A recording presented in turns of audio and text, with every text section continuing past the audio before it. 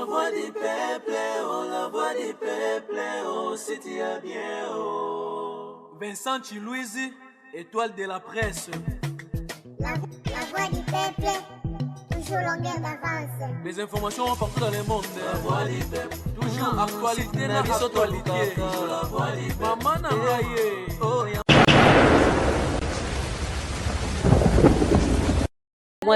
Très chers amis internautes de La Voix du Peuple, merci pour votre attention de cette grande émission Mégane Entretien, présentée par Priscilla Makongila, la Mégane. Je suis là pour vous tenir compagnie, les abonnés de ce grand site, La Voix du Peuple, le peuple d'abord bien sûr, avec votre humble servante Priscilla Makongila, la Mégane. Je suis là pour vous tenir compagnie, chers amis internautes de partout en tout cas.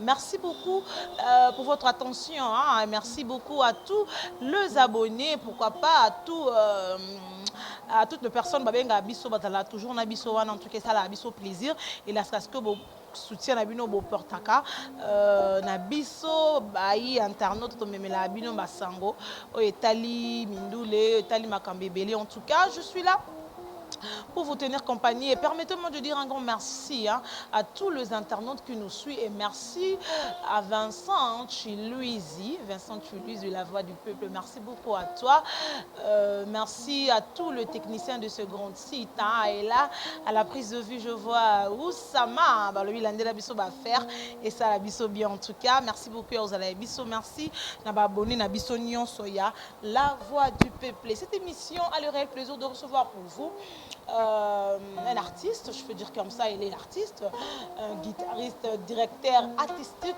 au sein du groupe F Victime de Fally Ipupa, le Rey Mago, l'homme de santé, l'homme de Tokos 1, Tokos 2, Balobito solo là vraiment, Marambo Itali concert, il y a le 26 à la foire internationale de Kinshasa, Balobi Bamourenyon so Balinga F Victime, Balinga vraiment Fally Ipupa, Robeta tourne à concert on a le 26, mais au Solango na ye moko toza na ye awa le directeur balobi misapi ya olo alanga ntango agrata esala ya biso bien adete adeya na biso voilà Dino Liaki nayebi te Oussama déjà olandela biso bafaire et invité na biso ya lelo azali vraiment spécial na biso mpona bato nyonso balandaka site La Voix du Peuple balobi mingi togratte mingi tosolola mwa moke togratte tosololi moke malgré vi ayembaka na ye te mais bon donc, gratter car pour faire plaisir à tous les internautes.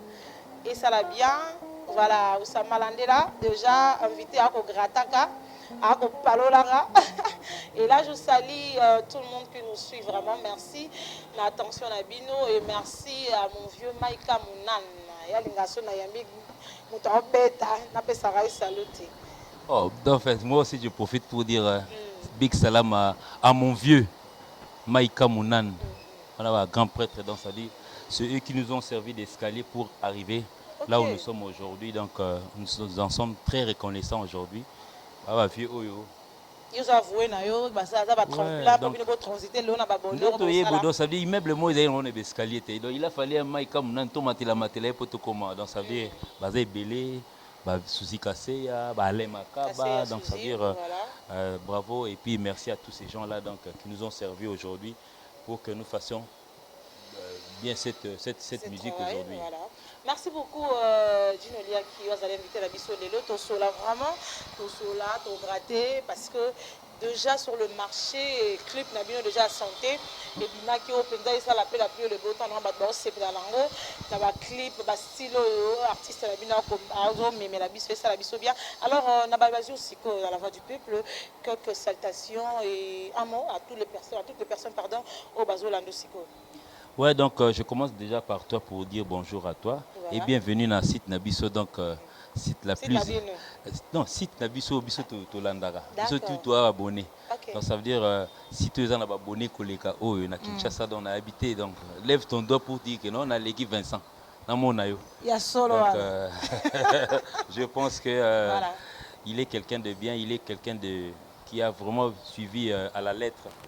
Dans sa tanga, je ne sais pas s'il a étudié à l'INA ou bien à l'IFASIC, donc quand on voit ses émissions... il fait ses recherches, parce qu'il y a certains chroniqueurs aujourd'hui, bon, en fait, de nom. Autour Mario Nzembwanani, il y a un PCV à Taboulay. Donc bref, donc sautons. En tout cas, bonjour. J'ai dit comme ça un grand bonjour à l'Aigle, Monsieur Fally Ipupa, avec toute la bande, toute l'équipe. Il y a plusieurs sociétés, donc la bande de Fally, le groupe musical. L'homme qui fait de problèmes à la toile. La bande des Tokos Musique, la bande de Tokos TV, Tokos FM, et puis la fondation, donc ça dit tout le monde, donc tous les travailleurs de Fally. Je vous dis bonjour. Voilà.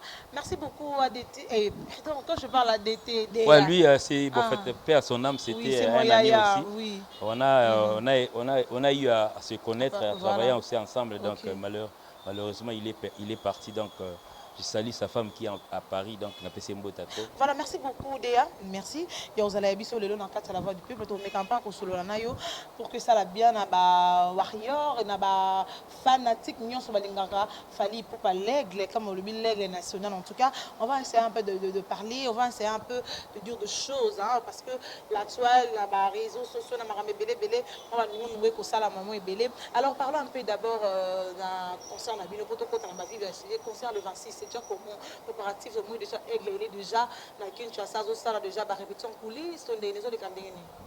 Oui, donc la répétition pour dire déjà vrai, il a déjà en coulisses, donc aigle a déjà sur place ici à Kinshasa, donc j'espère que le 26, je demande à tous les musulmans, parce qu'il y a demande à la population. Fally fête à la fikine, fête à la foire, donc ça veut dire Fally a fêté la foire. Il fête quoi en fait? Il fête. Ah, fête gars. Ah, fête gars. Parce que normalement, le 2 juillet. En fait, nous avons eu l'habitude de pouvoir jouer le 2 juillet na Fikine. D'accord. Oui, la pandémie, ainsi de suite. Les programmes scolaires ont été un peu allongés. Mais normalement, on a pas période où on a en classe, on a vacances. Donc, je pense bien pour finir les vacances en beauté, on fête à la Fikine et puis les enfants reprennent les chemins de l'école. Et puis, ils ont mis une demande, il y a petit peuple au Abisso, peut-être Abisso, ça a moins de difficulté, il y a tant de pays, Rotana, Romeo Golf. Donc, Fally a fait un cadeau à tout le monde de venir à la Fikine. Donc, à la Foire internationale de Kinshasa. Ouais, on va essayer un peu de dégager un peu tout ce qui est, mettre un peu de côté pour que ça puisse réunir tout le monde. Voilà. Alors, après, vous allez à Rotana, concert ouais, après, on a donc. Rotana, je pense que ça sera le 1er octobre pour la Rotana. Et puis la suite, on va y aller en Tanzanie. Okay. Ouais, concert à Tanzanie, ils ont reporté suite il y a la maladie ou quand Covid. Ouais, donc c'est reprise pour, je pense que ça sera le 8 à Dar es Salaam et le 9 à Kwangu. En fait, je ne maîtrise vraiment pas le nom, la deuxième ville, donc ça sera en Tanzanie. Donc jusque-là, le programme est là. Voilà. Alors merci beaucoup à tout le monde déjà. Bonjour, Big, bonne noté déjà. Comment est-ce que Fally a sillonné pour prester, comme il a toujours la bonne musique, pour ça la bien à tous. Alors Léa Tosola par rapport à Fally Ipupa depuis Tokos de Bimaki et retombé dans feedback nango depuis Bimaki depuis no moko ezali kolo to ezozwara esika nango ndenge ezalaka soit kiti to ndene. Comment expliquer ça? En fait, Priscilla, donc je dois te dire que le dernier album d'un musicien congolais, donc sorti le 18, je pense que c'était un 18. Je ne me rappelle plus du mois. Bon, oui, comme le goal là, 18 décembre, comme le goal là, tout le monde. Bon, nous sommes parmi les rares musiciens à sortir des albums actuellement. Parce que comme Pessaming n'a pas single, ils nous promettent des albums et puis c'est pratiquement irréalisable. Tout le qui n'est qu'en doto. Et bon, Fally grâce à son producteur qui est un producteur américain. Ils ont produit cet album Tokos. La sortie c'était le 18. En tout cas vraiment hormis la maladie que Obiso Toyebi pour ne pas tout boire en côté. Et chips au bambouima pour rien. Tout le trop donc ça veut dire album marchait bien. Donc c'était avant-hier que Santé Bimaki, c'était le vendredi. Santé Bimaki auquel ça se comporte normalement bien. Déjà il faudrait peut-être taper sur YouTube, vous verrez déjà nous sommes vers les 500 000 vues. Donc ça marche déjà. Donc Je pense que l'essentiel, c'est ça. Hein. Voilà, parlons de vie. Ma vie peut portera peu en plus la carrière et musicien. Mais il y a un monde toujours dépendre. Franchement, dans sa vie, il y a certaines personnes. Non, mais moi je crois que certaines personnes sont en train de pouvoir rêver. Okay. Même à la voix du peuple, donc ça veut dire, en faisant cette émission, le paiement est aussi au sandal à croco oyo. Donc ça sera le salaire. Toi tu crois que Vincent à part Kopo et la Cop Moussouté, moi j'ai vu Vincent Tulizi à la Cop Moussouté. Donc ça veut dire YouTube a payé Rabino, auquel a payé Vincent, auquel il paye les personnels de la voix du peuple. Bon, sauf peut-être que tout ça Rabanze Munabiso auquel qui est consommé sur YouTube.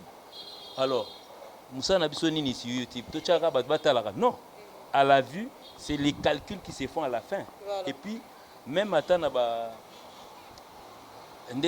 sur le plan international, les remises, ainsi de suite. Ils regardent à partir de ça aussi. Cet album est consommé comment? Oui, à la moulée, à la victoire, à la CD, à la CD miniato, à la CD à solo, et télé, chaque jour, il y a la numérotation à sim. Donc c'est pareil pour YouTube. Aujourd'hui, les calculs sont moins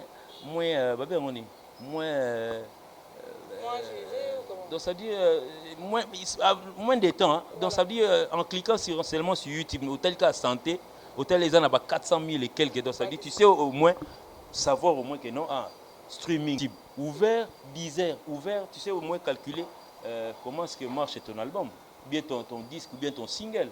C'est facile. Mais ça ne vous gêne pas parce que sur YouTube, sur vue, sur au lieu de travailler, au lieu et là peut-être il y a un peu, comment je peux dire, comme la musique, la rumba, comme mais ceux qui consomment, les consommateurs, ce sont les acheteurs au fait. Ceux qui consomment, ceux qui regardent sur YouTube, ceux qui cliquent.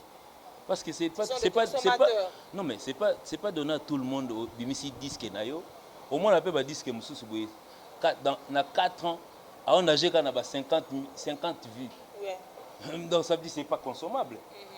Pour ça album nayo il y a 12 titres. Au moins on a des titres moi yo tchela moté maloko yembela ko Priscilien Makangila. Au moins des titres banda ça fait 2 mois. Ils ont encore 3 vues. Il y en a 3 vues. Mais on a peut-être Papi Chaco. Ils en ont 10 000 vues. Vous comprenez? Donc ça veut dire, c'est comme ça. Donc le monde actuellement, donc nous sommes plus branchés à l'internet. C'est là où les achats, ainsi de suite, les autres voilà. Donc biso température à mesure na biso, on peut le voir par là. Ok. Donc, température, il y a moussala, il y a travail bien fait. Oui. Il faut botter l'ango par non, de promouvoir. Non, la promotion c'est déjà là. Ouais. Donc ce qui nous reste à nous, de pouvoir faire la musique et puis de proposer aux consommateurs. La proposition des consommateurs, c'est sur YouTube, sur Deezer, sur Spotify, sur, je sais pas, il y en a plein. La plateforme surtout. Donc ça dit au présenter plein nayo, qui du reste aux consommateurs de pouvoir cliquer et écouter. Il y a certaines personnes qui n'ont même pas de carte mémoire chez eux à la maison. Il va directement sur YouTube ou bien sur Spotify, à Tché Musique Naé. Il peut écouter et réécouter à tout moment. Donc ça dit, c'est toi qui gagnes. Voilà. Alors parlons de notre musique, notre musique. Au bâtiment sur les sporting, on a streaming, on a je ne maîtrise pas bien ça.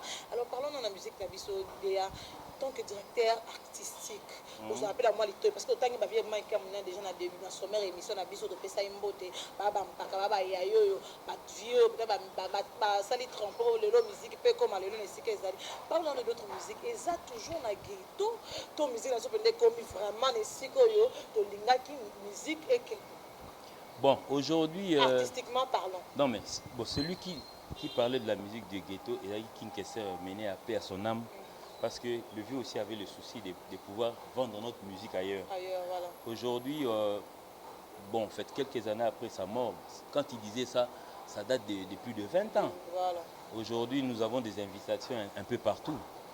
Donc sortir du ghetto, ils ont non, peut-être au la carte à Congo. Non, pas seulement du ghetto, genre ghetto parce que ça, nous lobby avait une question. Parlons de notre musique. Et ça na place nango biso to lingaka musique comment to musique na biso on a C via makambo ebele ezoleka leka na orchestre non mais vu que notre pays déjà est en voie de développement, je pense que avec la musique ça va de pair. Mais il y a certaines personnes batlowa ba fali wana batlowa ba naturellement batlowa ba fali wana abima ghetto kala asuna ghetto te akani suwana te abima kala donc ça dit peut-être dans ce dino leki ndemta na ghetto il y a ça sous sabima sabima donc ça veut dire je me rappelle je ne connais pas l'année quand déjà un président de la République des États-Unis par exemple a invité yo na colloque mo salaki yo ngolo ba mutu wana saka na ghetto non bima na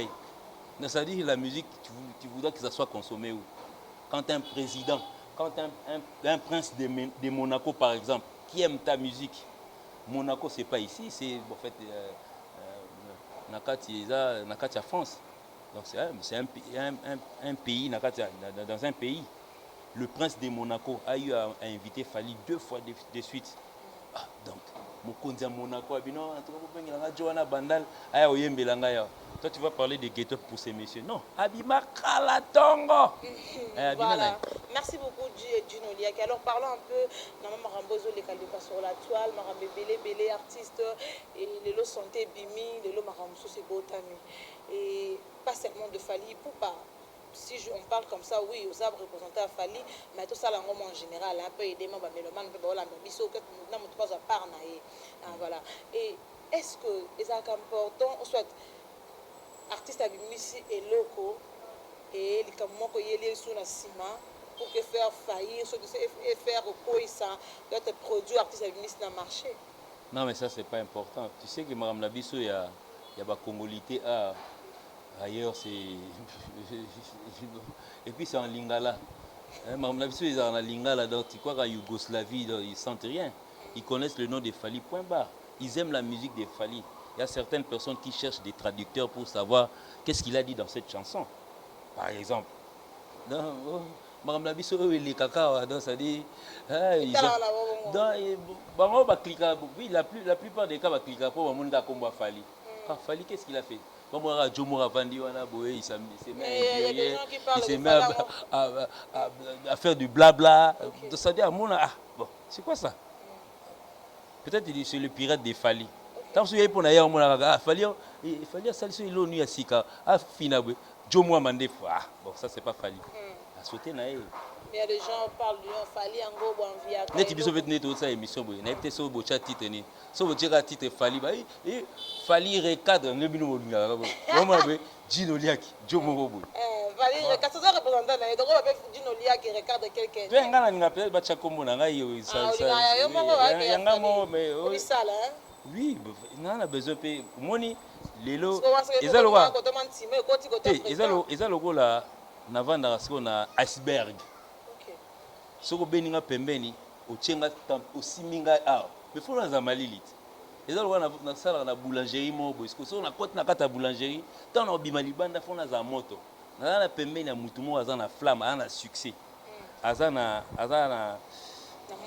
moto ya mikolo sikoyo ngai siko naza elilingi na edo sadi naza un bout ya elilingi na edo na bandeni na pourcentage mo ya iloko te mo ya ye. Voilà.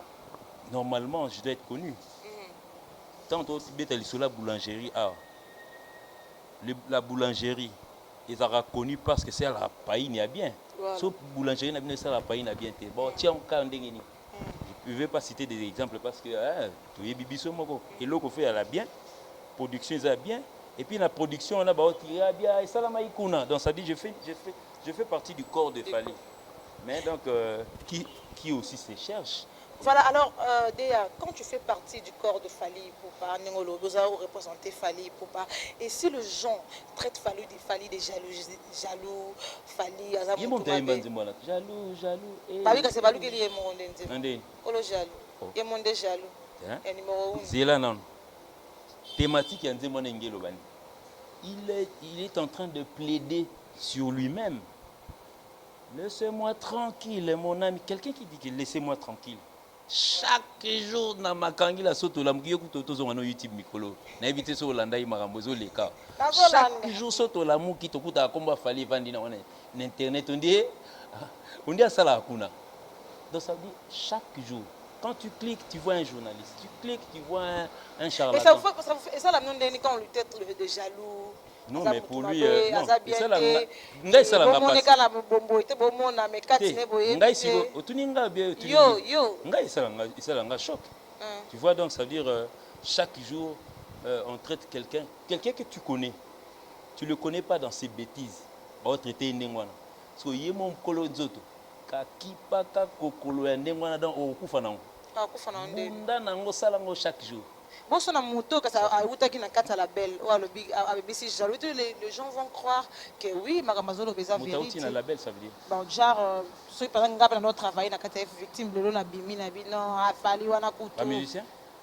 En général, ils sont musiciens, ils sont la journaliste. Non, mais ma musicien, on en a trop parlé. Bissonio sur ma musicien, Fali c'est un musicien. N'a musicien à Bisso par exemple. Si je veux parler de notre musicien, si je veux parler de nos musiciens par exemple. En 2006, quand il fallait salir droit chemin, Bisso doit valoir ni netinga, n'a une valeur ni. Na musicien na Delta Force. Point barre. On ne pouvait pas me recevoir na nini na la voix du peuple pour 25 ans na Kiti na Mikomo ya Orange. Jamais. Si on m'appelle aujourd'hui, on me dit que non, il y a quand on fait na Kiti na Bisso na émission. C'est parce que je fais partie du corps de Fali. Donc c'est la même chose avec ceux qui ont quitté. Je parle des hommes par exemple. Si on a qui solo. En 2006, il fallait même pour ya. Tu es venu parce que tu savais que non Fali il y a une makam. Et puis et puis tu es reparti. Pas bien sincère, c'est la battue donc c'est la sincère oh maman yo sarana.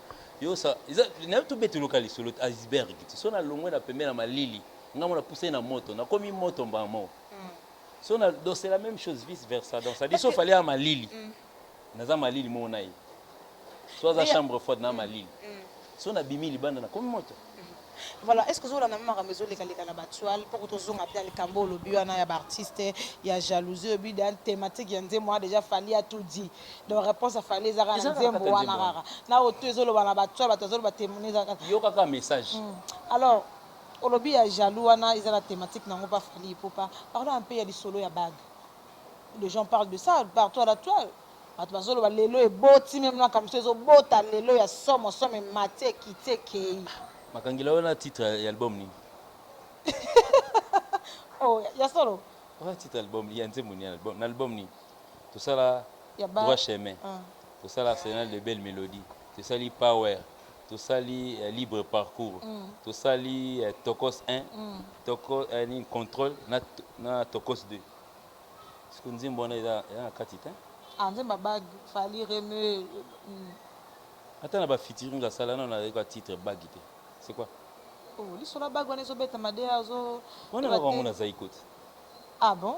Bago ya mwana bina bague Mercedes. Oh na zaikot. Ya ouais daju. Ah non, mais ça ma solo mo terre à terre donc ça dit on peut même pas en parler. Aujourd'hui c'est choquant en fait. Non, c'est vraiment pas choquant parce que les gars est habitué donc les gars il en a l'habitude. Chaque fois même bateau lingara été fouiner pratiquement dans son Instagram, fouiner dans la image pour chercher là où moi erreur moi salamaki moi erreur coup d'été moi trébuchement non qui te goza dans normal yes quoi zoomer à moni salité mo a il fallait vendre les salité donc ça veut dire information pour la bangangwana donc ça veut dire ils essaient un peu de pouvoir voir les images des Fali zoomer et puis pour voir ce qui ne marche pas. Nous sommes des humains pratiquement. Par exemple voiture Lamborghini pour la première fois qu'il y a un RDC ils ont mis balé bon fait je ne vais pas citer l'autre Lamborghini ils ont la chaleur nango supporter na mboko ya voiture faite en Europe et ouais biso yé et supporter chaleur té normalement fallait ba longolelo mo beso thermostat ainsi de suite voiture est chauffée liboso ya nani ya soza comme télémpo c'est chauffé. Le lendemain matin, dans sa vie, il y a eu des images. Oh, Lamborghini a fallu confier, ainsi de suite. Donc ça veut dire, Nami Touna, les autres titres, pratiquement, Fali, ce n'est pas un mécanicien. C'est un chanteur. Si vous voulez faire des critiques, tout un message de l'accini, vous critiquez peut-être le chant. On donne peut-être l'opportunité à ceux qui font des analyses de critiquer la chanson, la danse, peut-être. Mais les privés, voiture et Koufi. Donc ça dit voiture et Koufi, et comme sujet, donc on dit Yem ta salango. Non. Par exemple,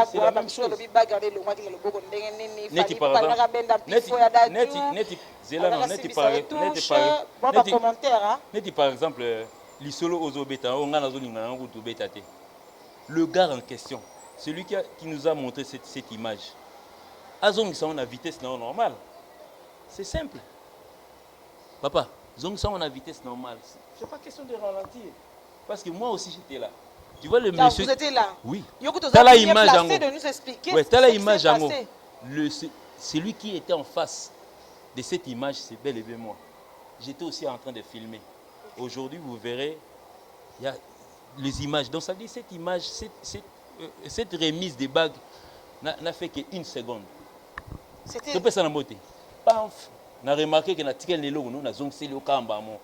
Donc ça dit, et traîner même pas dans Moussapine. Donc ça dit, Makangila, ça, on ne peut pas parler, donc ça s'est rebaissé pratiquement.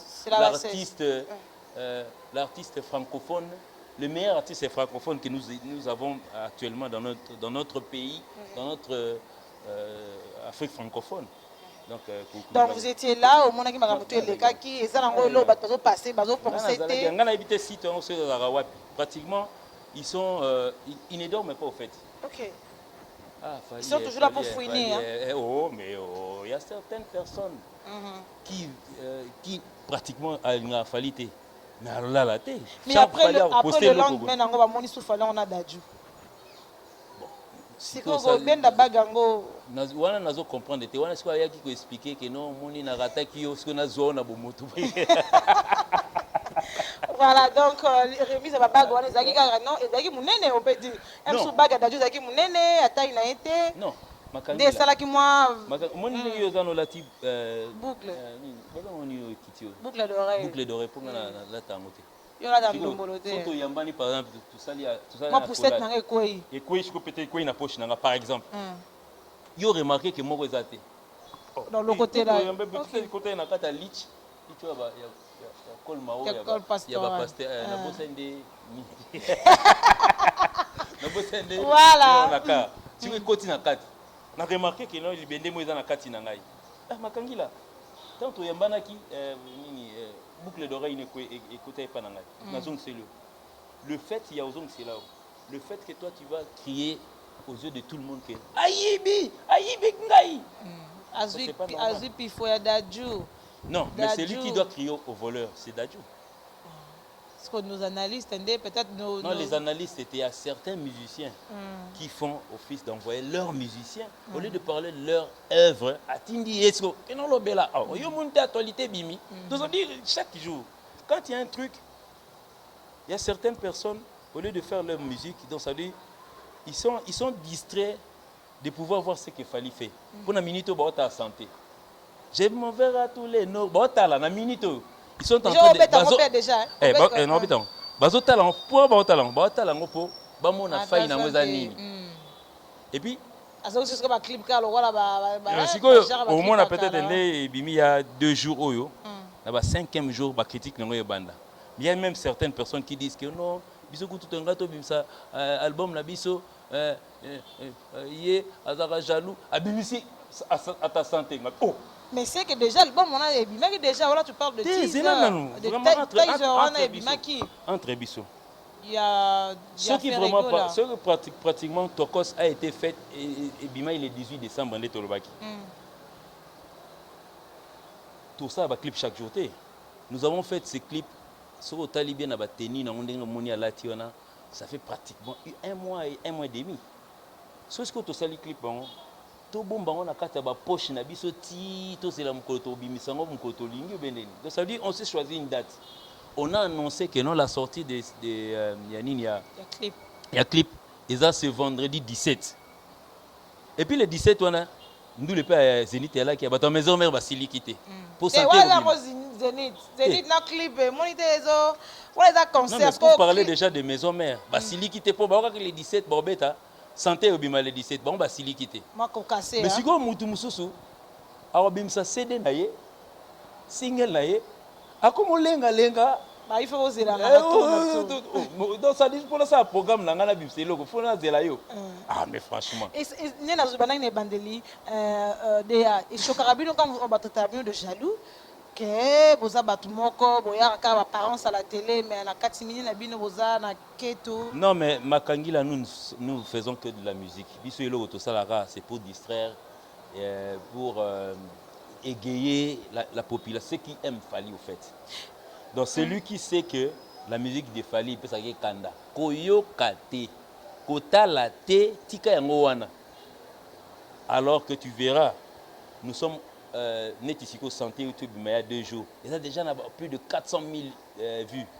Toi tu crois que dans la Kinshasa tu as 400 000? Non, nous sommes plus de 400 000. Voilà. Vous verrez peut-être dans 2 semaines dans Erolandara de une animation. Oh déjà à attendre vers 3 millions. Voilà. Ah Abimika, il n'y a même pas 2 mois. Et les lots, Fally, les lots santé bimi, azana combattant naïe, combattante naïe, peut-être au bassin il a quelque promo, je sais pas si on peut faire partie de la promotion d'Abino. Et parlons d'abord il y a chroniqueuse au bazar. Ça la promo. Au bazar YouTube. Est-ce que vraiment pour Tobeta na Bercy, non, pour Tobeta na Bercy par exemple, na ina katoka poto sur la mamsoute. Pour Bitsunde Tobeta na Bercy on a. Il a fallu quelle promotion?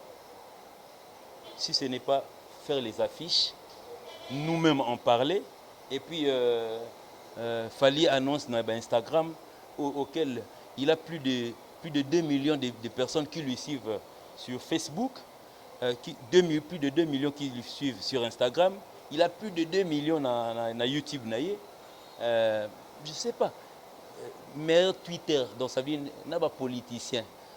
Des politiciens mélangés ainsi de suite. Tous les gens confondus. Na Twitter, Moutaleki, na politique, na Bisson. Celui qui est suivi sur Twitter, Moutaleki, on a RDC. Si vous Bercy, on est à 20 000 places. Makangila, soyo salelinga nani, obengi bandeko na bibon bandeko Makangila kan ba okota ndule lelo. Bandeko ya Arnaud Madouma Boyate. Toi, tu crois que tu vas utiliser 20 000 personnes? Yo. Ah, donc ça dit que vous avez fallu aller ça clip à ta santé. Annonçant mon tout hein. Ba yeka mbamo ba epsi ba cameraman botelé mwana ngana zoya. Kokita kiti boido ça dit banda kuka yoki kapo ba transmission à ma solo à partir bandaku. Il fallait ça la télé mini Allemagne. Faut mona il y a eu au moins. Mais quand tu parles au bic pour bien moi quelques bateaux na ba ya ba solo la Fally déjà ça Fally et tout au beti solo arena au beta kiwana et parlons voilà mais avec quelques chroniqueurs il y a YouTube. Tout le monde ba Ken Piana, tout le monde ba Frank Stemai, tout le monde ba NN na Tilo Kole. Ouais mais bango pour parler de Fally na ba chaîne na bango. Non mais so ba kenda pour tirer les informations. Est-ce que remarquer que bon parlons de Frank Stemai par exemple. Frank Stemai remarquera que non fan club ni la taille ba t-shirt na Frank Stemai soutien Fally ba na kati. Ngamo kudna na fan club na mona bat na ngati. Maman, yo ça libulu ya version na. Et ça va salo tout mona oh té. Mais d'ailleurs, auto parachuter car na ma question, est-ce que ngamo ko bande una ngako pour mona bango ya ki passe. Ozo vanda pays yo moko ta pays YouTube. Parlons de Manic de John ou azo traité ba propos moko. Té wana moi ça va bien donc tout cahier à ça la promotion album à Mobile naï. Moi je ne pense pas que non. Mais Abimi c'est la vérité par rapport à Fally pas. Non mais Bango nanani nanana. Soki wana été asbeti 1000 vues na TikTok mais leader na ye tala comme c'est à Monique da Fally da number 1 fallait poster mais Fally pour venir à salle en côté. Makangi va parler de la musique. Moi c'est Babia, donc ça dit qui s'occupe un peu des enfants de Babia. Ma musique c'est mieux. Mais moi ça Babia, moi ça frère il a fallu pour pas. Ouais, moi c'est Donanga Serge Babia. Depuis Ndoyi nangai. Donc tout ça mamwana qui s'occupe aussi des enfants. Ça c'est encore plus mieux. L'éducation des enfants qui s'occupe au moins des enfants. Normalement, mais il est à Biki Sami, à l'Oroli charge, Marabé Belé Belé. Quelle charge? Charge à Zaki Nangoa comme Mankolo. Il y a la mission, ça va souffler, de parler de Fali, mais Fali a fait, moi je vais peut-être dire aux gens aujourd'hui, voilà. Si vous faites un effort pour que Fali aujourd'hui soit number one, longo la part na yo. Total. Donc on va journaliste et tout. Bolongo la part na bi.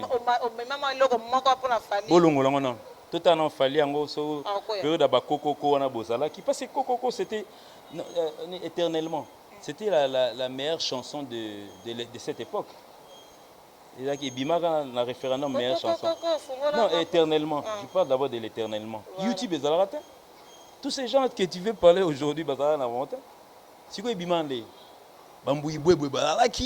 Ils ont passé leur. Les journalistes, d'abord il faut montrer à journaliste. C'est un journaliste. Il y a un moment où ministère soit comment indexer la journaliste comme que nos journalistes XY. Et ça non, en tout cas vraiment biso na Tokos TV jusque là ba journaliste bazana na nini bazana cours. Na rédaction. Té bazana na ba oza cours. Les jours où ça va émettre ba mona ba journaliste na biso wana ndé peso moni journaliste à Tokos TV. Azoloba wana lobi Fali mtatindi. Mais en attendant, ce qu'on peut retenir, toutes les personnes, tous les journalistes, c'est le bar à YouTube, il faut l'atteindre à moutou. Alors, il y a propre graine. Bazan à Tokos TV. Tokos TV est co-émettre. Au moni journaliste à Tokos TV. Azui a commis koloba, ningo yozoloba boy. Wana incrimine Fali directement. Le quoi Tokos TV ils ont émettre dans noté. Chaka ba clip pamba et le kaka bon. Régisseur azaka yemoko. Si vous, les journalistes sont en train de faire des formations parce que nous voulions en fait faire une télévision. La télévision aujourd'hui au Congo est pratiquement... on sent tout ce qui a...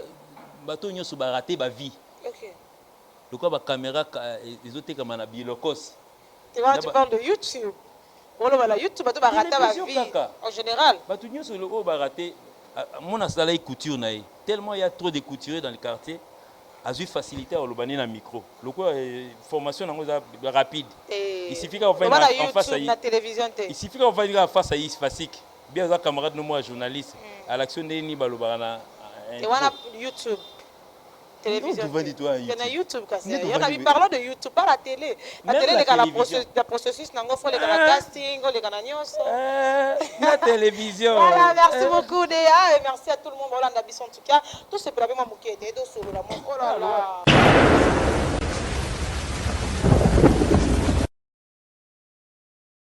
Voilà, merci beaucoup à vous tous. Vraiment à la voix du peuple. On est là toujours avec Déa, la directeur artistique au centre du groupe Victime Lobby, a expliqué à Pessimon Maramébela, Lobby, on a quelques questions, on va pour se poser dans les commentaires, d'autant qu'il y a quelques questions, à tourner, parfois, quand on est sur la toile, à expliciter, à Pessi, aux États-Unis.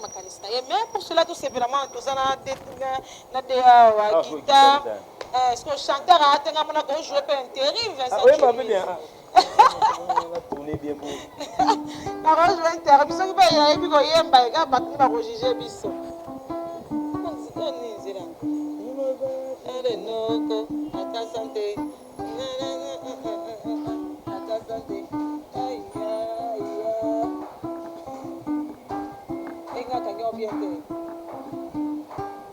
C'est bon, donc il est arabe.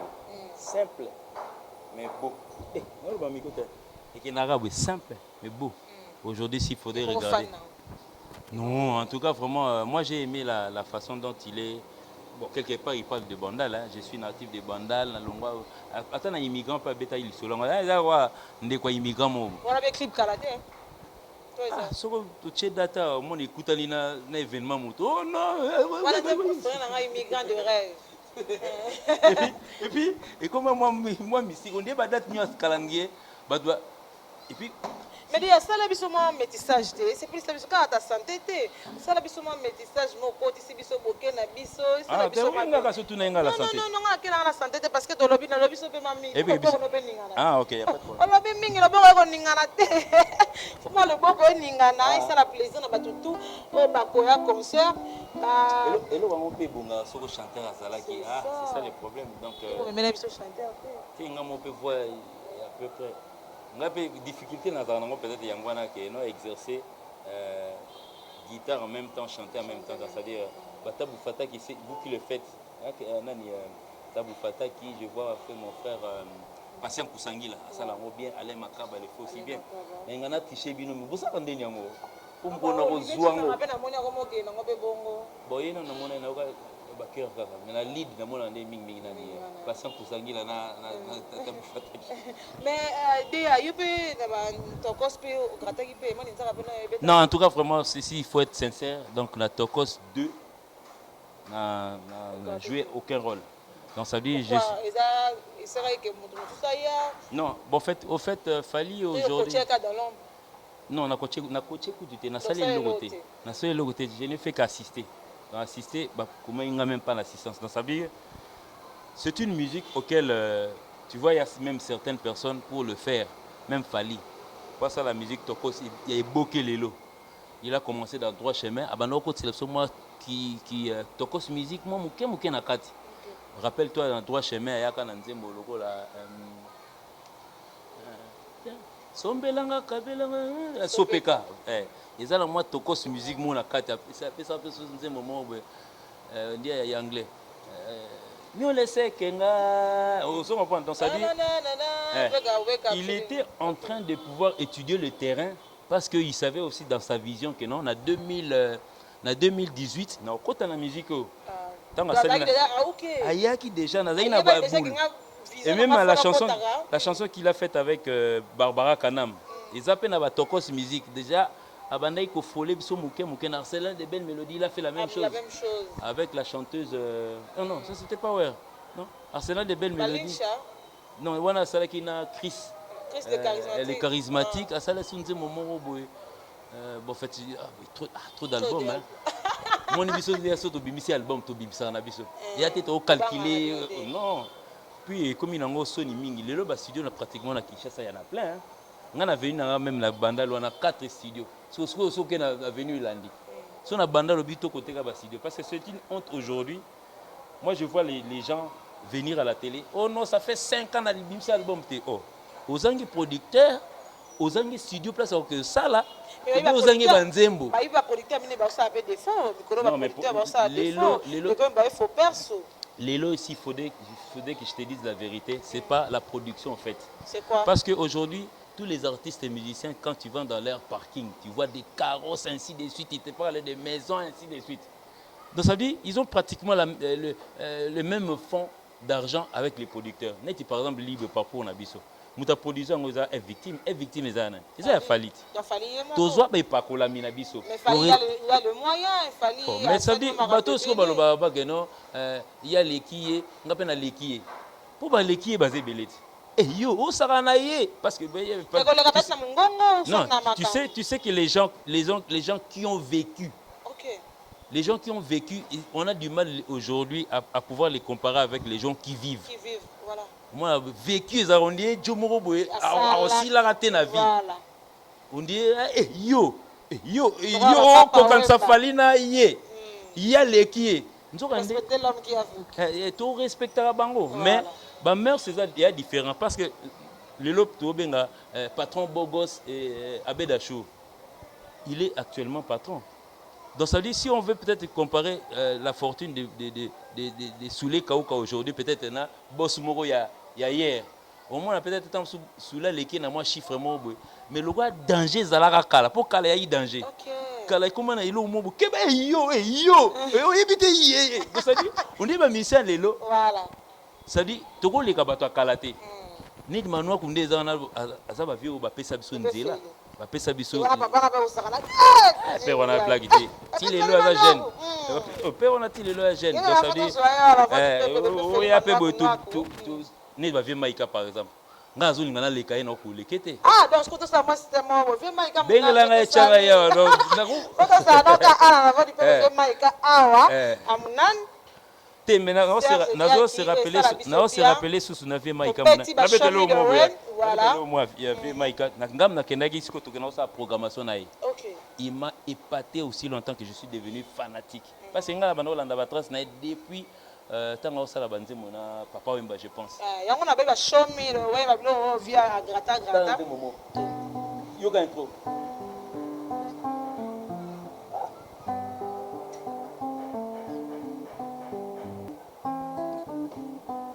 Ainsi de suite, ce qu'on vient ma bima.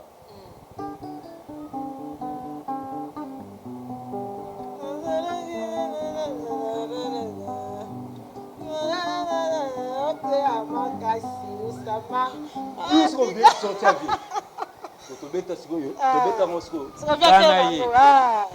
Alvaro Topé à l'époque, il avait intervenu avec un truc.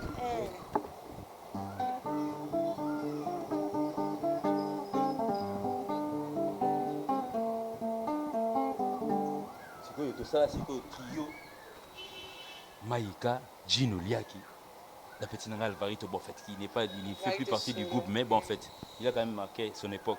Au monde. Donc ce sont des gens qu'on doit respecter. Aujourd'hui, si peut-être un nom, peut-être des Gino Liaki qui sort aujourd'hui, j'ai fait un truc qui est merveilleux. Mais on aura du mal aux gens qui ont vécu. Mais c'est une source d'inspiration. Mais la limite parce que bon, nous avons une limite. Plus on grandit, plus on perd certaines vitesses et longueur. Si on petit il y a lobby. Net petit logo Siméon, petit logo là Alex Choua. Mais il faut craindre. Et puis ce sont des petits qui ont du talent. Ils sont venus chez nous parce que nous avons reçu des Alain Makaba, Fille Carrette, nous avons reçu de l'expérience. On partage avec ceux qui viennent.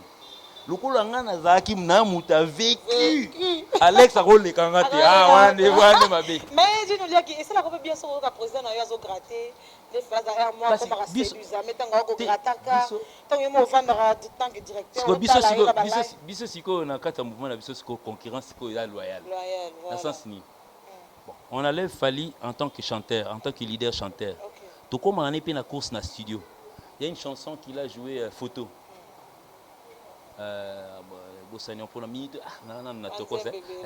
donc chanson dans l'album Contrôle Photo c'est lui qui a joué la guitare accompagnement du début à la fin. Oh là là vous comprenez donc ça dit tant on est dans la studio là Willy Tyson Zagalo Fally pour déjà peut Fally guitare Fally Gino tout ça la concurrence donc ça dit non le kanzembo nanga et beta ko le kanzembo peut-être au Fally à beta bien beta nzembo nanga et les cas où Zagalo beta parce que Zagalo beta banzembo lokola ba maria PM so nga siko banzembo lokola anga ye pour ba tous ko ba kansanet bo nga ko rappeler moi ba tout pas singa moi je suis le directeur artistique du groupe. Tous les formes de talent qui se fait dans le groupe ils a pour nanga ils a sengo donc ça y est moi na moi cousin nièce neveu na yo je peux encourager.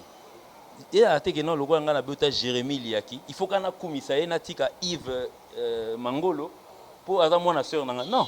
Donc ça dit il faut encourager Bangonio surtout pour Abana. Donc ça veut dire non avait sûr que peut-être le lobby Beki n'angé aux alatans sur Christian Koso. Pour tout va neveu n'angé. Voilà. Merci beaucoup là nous on tente de la vers la fin de notre speech. On déjà la fin. Non, toi ça a la biso, toi ça la biso non mais toi comme on a souka émission la biso.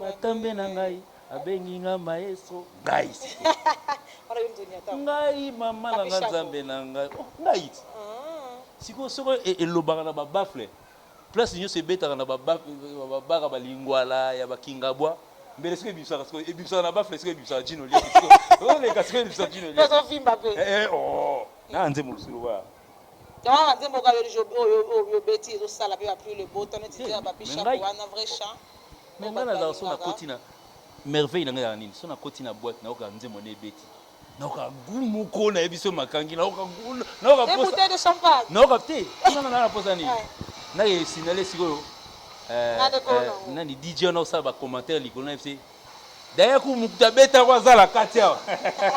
Tu comprends? Donc, c'est-à-dire, il y a certaines.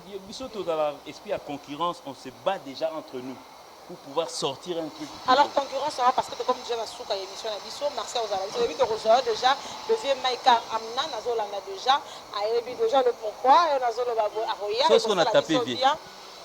Ah, t'as fait mon coup, c'est bien la musique. Ah, musique, alors, vie invidable. Olobi le moins à Soukawa, parlons un peu de la concurrence loyale, on peut conclure déjà l'émission à Lelo. Et ça le plaisir d'avoir sur la vidéo de partout. En tout cas, merci pour la vidéo. Continuez toujours de vous abonner à la voix du peuple et ça la vidéo bien. Bâtiment, on m'a 300. Attaque 400. Parce que on a ça depuis. Il y a une chaîne YouTube pour finir Fali. C'est le cas la voix du peuple. Pour le monde la méga aujourd'hui, il faudrait peut-être dire la vérité. Aujourd'hui, dans le monde, il y a télévision, internet, ainsi de suite. Je parle de tout ce qui se passe ici, Maramiko. On a 3 stratégies à faire. Makangila, si tu veux réussir dans la vie, tu voudrais faire des impressions, ainsi de suite. Soit tu es pour Fali, soit tu es contre Fali. Pour n'a pas place. Si on a la déontologie, il est facile. Si on a la déontologie, il est facile. Ou soit au bando boma. Parce que il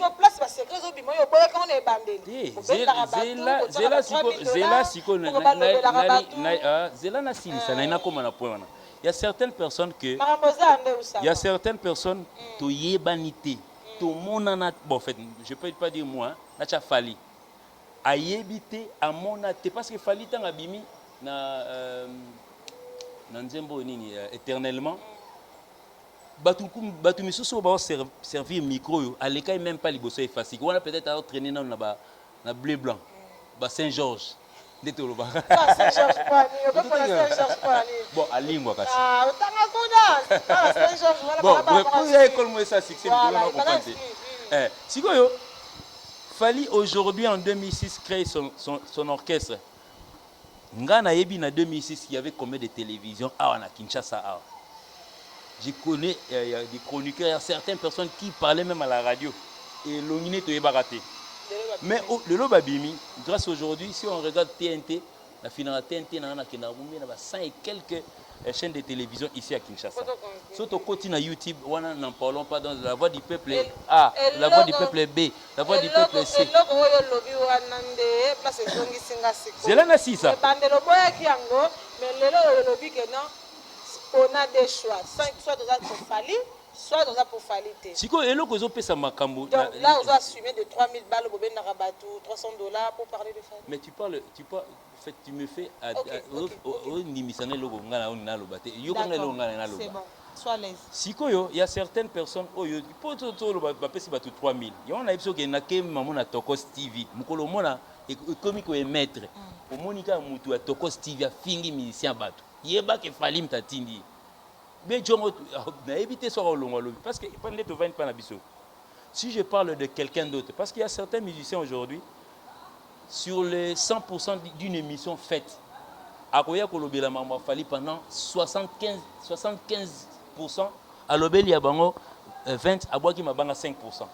Siko ngata ngazonga bayera na ba répétition. Noka moi si ngana na lobeli émission na la santé te na lobby eloko boete tant nazonga siko na nazonga pa na biso na rep lobby mardi par exemple nazonga na rep batuni oleka na émission na Makangila. Mais tu allais faire quoi finalement? Tu n'as même pas parlé du groupe. Tu n'as même pas fait les programmes. Donc ça veut dire okeka kuna bando kofinga bwana makelele amoni biso tonto bimsanze moye pas bimisi mo jaloux bagi on comprend pas qu'est-ce que ça veut dire. Moi, j'interpelle certains leaders Oyo qui pensent que non à utiliser les chiens de garde pour faire Fali. Papa, perte y attend Joana Kaki Pakan Kokolo na Kokara. Non, non, si c'est qui va Vincent, peut ça 3 secondes. Donc ça dit perte attend. Fali Kaki Pakan, ça dit si que constant dans la saline. Makangila.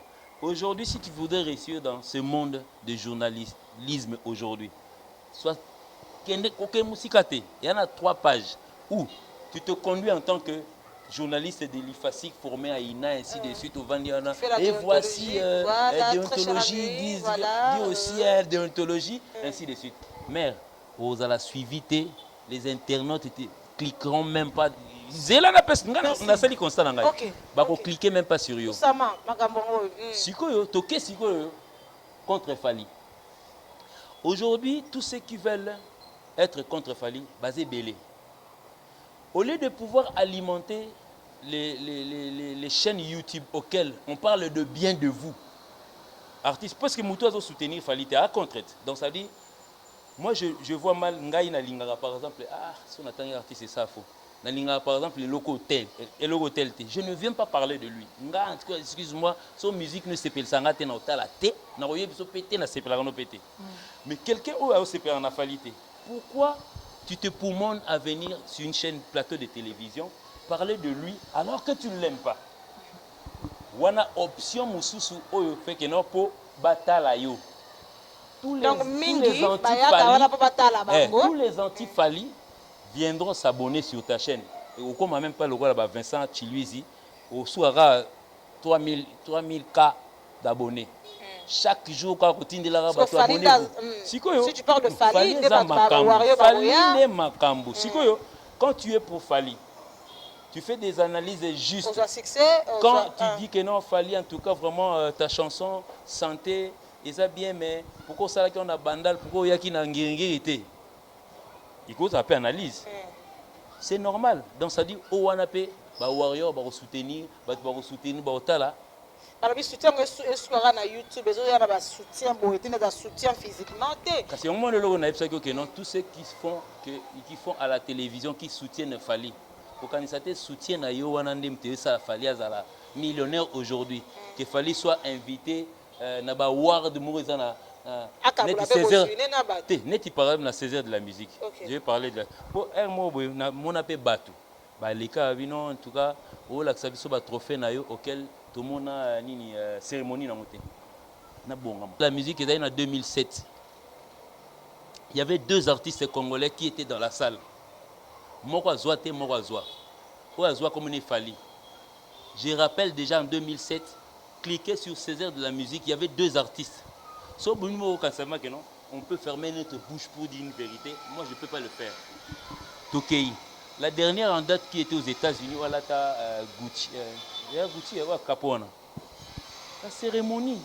Il y avait une cérémonie auquel même il a même déplacé son directeur de marketing, Eddie Badiata de Kinshasa, jusqu'aux États-Unis. Azwa Debord, Nami soit américain, Nigérien, Pema, ainsi de suite. Ça dit, vous voulez quelle cérémonie? Donc ça veut dire, donc vous voulez quelle cérémonie auquel on doit parler? Donc ça veut dire, soyo talara, bagada Dieu bungi, allez, olati sapato na yo, bonga bina linette na yo, unde okembango, oh bagada Dieu bungi, oh bah voilà dit, Better Games, oh ça veut dire quoi ça? Je rappelle déjà, naba featuring, oyo, fallait à Salaka. Il invite des artistes et musiciens, auxquels peut-être étant sous peut inviter Nino, Nino peut inviter Fali, peut inviter Dadju peut inviter Fali, Marc Koupora nous Fali a invité. Fali n'a invité cette fois-ci, ainsi de suite. Mais il y a certaines personnes auxquelles lui invite quelqu'un, mais il invite quelqu'un, mais la personne dont tu invites, il y a un invité, il y a un album, oui, un album, non, mais préférence, un artiste préféré, il y a Fali. Boyembi, il y a ça les gars, pourquoi va bengi un artiste, yembi. Mais l'album, il y a Moutou, il y a Bengisi. Na mutema nae a calculer Fali, a calculer ote. Merci beaucoup de makambo bimisa na suka mais na bandaki na de akimide espace déchaîné. Parce que non ba journaliste jaloux ainsi de suite. Parce que lobby pour soutenir oponi des cas et personne ne côté on a na ceux qui aujourd'hui prônent pour dire que non en tout cas vraiment bisum to sala Fali retirer makamuna yo ko soutenir su yete tika na yo yi tika lokola yo na kokoko pour na kokoko zalaka te na droit chemin pour zala na ote donc ko soutenir noté parce que na droit chemin to zo disque d'or na yeba yo au revoir Non, non, ok. Ah. Mais non, comprends. Oh, il va la bise ah déjà qu'il est bongo. Il va que Mais moi, je pense que 2 millions d'abonnés sur YouTube qu'il fallait à Zanango, je ne pense pas qu'il y a 1 million de Congolais. Je ne pense pas. Merci beaucoup. Merci Léa. Je ne pense pas. Merci beaucoup à Oussama. On a la prise de vue. Et vendredi déjà, à Peso Posta, on a un concert à Weronson. En tout cas, je vais déjà pour péter malgré ma corona. Le 29 février. Le 29 février. Azaki. Mon appel journaliste, journaliste moi Bougar dans Londres, mignon, bandi avant de même corona. Oh, ça corona des oreilles dans le monde. Au point ça fallait donc ça dit, n'a prix Nobel il y a santé. Et on a bien parlé pendant Wenge parce que tout le monde a sangra pendant le belabino dans les sangra ça là une buzz. Oh, comme une F victime. En tout cas vraiment Makangi là, mon ngande na vandi na Kitibo. Je suis franc avec moi-même. Okay. Moi, je l'ai toujours dit, je n'ai jamais eu froid aux yeux. Très bien. Je suis un musicien préféré, de la forêt. Par exemple, à chaque plateau, revoyez mes émissions. Je parle que de la forêt. La samba, la samba. Est-ce que ça dérange Fally en quoi? Déranger était. Moi, je suis son travailleur. Yo mona na onte que non, mutumoko boye, na bralima. Bon, fait natchaka na bras Congo. Jomo na bras Congo kuna na mela kokati na vie na ye. Ah! Assure, ba katala inde bazawana. Parlons zénith tango et comme en tout cas vraiment ça nous fait quand même un peu très mal parce que on voudrait que la musique non, ils ont raté. La continuité de l'ouverture de la musique. Ok, c'est la continuité. La continuité. Parce que nous avons déjà ouvert. Ok. To Panza déjà. Porte on a barré, on fallait bêta Kiaba et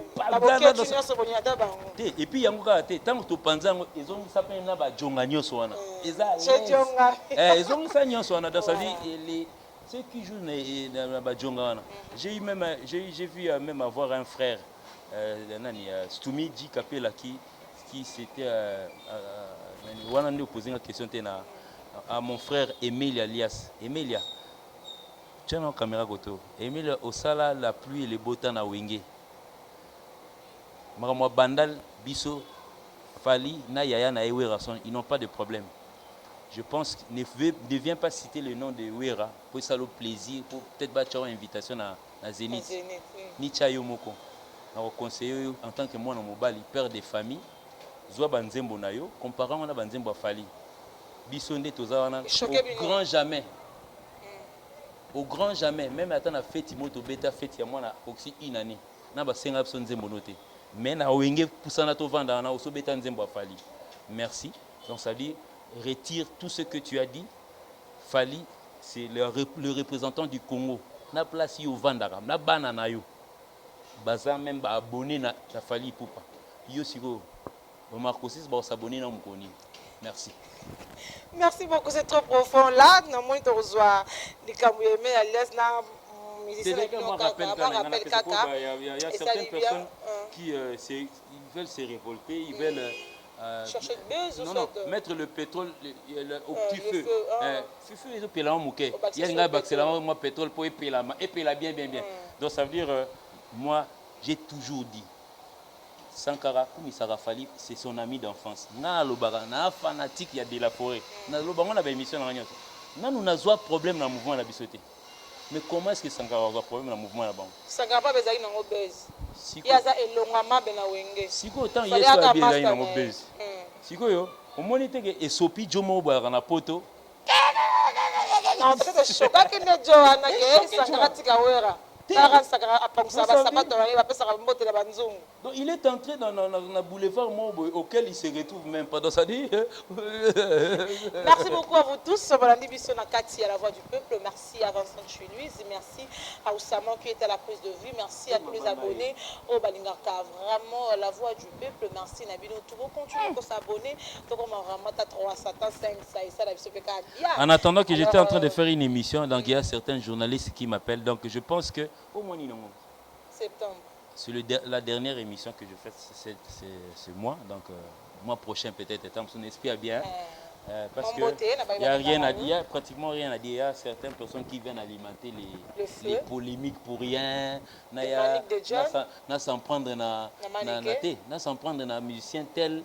On a demandé qu'il n'a pas de moi ça babia. On a moi ça babia. Ah maman bana franchement. Madame la veuve père en plus. Bref, nani. Non on en tout cas, vraiment, mes salutations à Londres, à Londres, on a ici Aimé Boubebo. Sakaloso. Oui, Banina Batou. Mon colonel Patson Kelly, Balela, je te salue. Ah bon, bref. C'était juste pour amuser la galerie, voilà. En tout cas, vraiment, je vais en France pour dire, en Allemagne, Tison Bonzolo, salutations à toi. Patrick Moubenga Nabourge, salutations à toi. Viens à Gazoul Zoulema, à Gazoul Mondel, mignon garçon de Paris, salutations à toi. Buenza sans défaite, Buenza sans défaite, salutations à toi. Bienvenue sur la toile. Et puis Cyprien Nzolo, je te salue. Na pesi faire gagner la merveille Bambota trop Coco Bangala Jolie Eliwo na pesi pe Kialanda na pesi Bambota trop donc et puis Pichou Mampouya, salutations à toi donc je suis avec mon fils qui est en face de moi donc lui il n'a pas le droit de faire il y a un conique sportif hein. So conique sportif au bengue il est vraiment ballon donc petit on a kenasko atikandule Teye donc dada ballon na bati robi donc wana ndo moni donc na pesi pe mbote place à Jérémy petit nanga courage ka lendaka na mabondeli petit simba na okaka hein dans le projet na emo donc yangona merci beaucoup et puis Roger Maliba je salue aussi donc Roger Maliba c'est l'un des managers du petit na maman Fololo na pesi bino bambota trop place vos alliés et à tout le monde, à tous les amis. Rendez-vous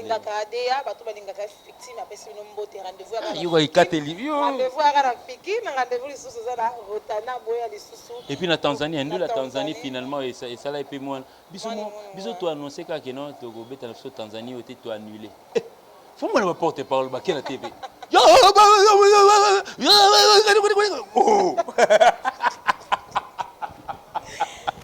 Et puis, bon, fiston coloqué, mon ami, fiston coloqué, on est ensemble, frères. Excuse-moi pour les dérapages pour la troisième fois. Passons à autre chose. Donc, nous sommes des amis, nous sommes des frères.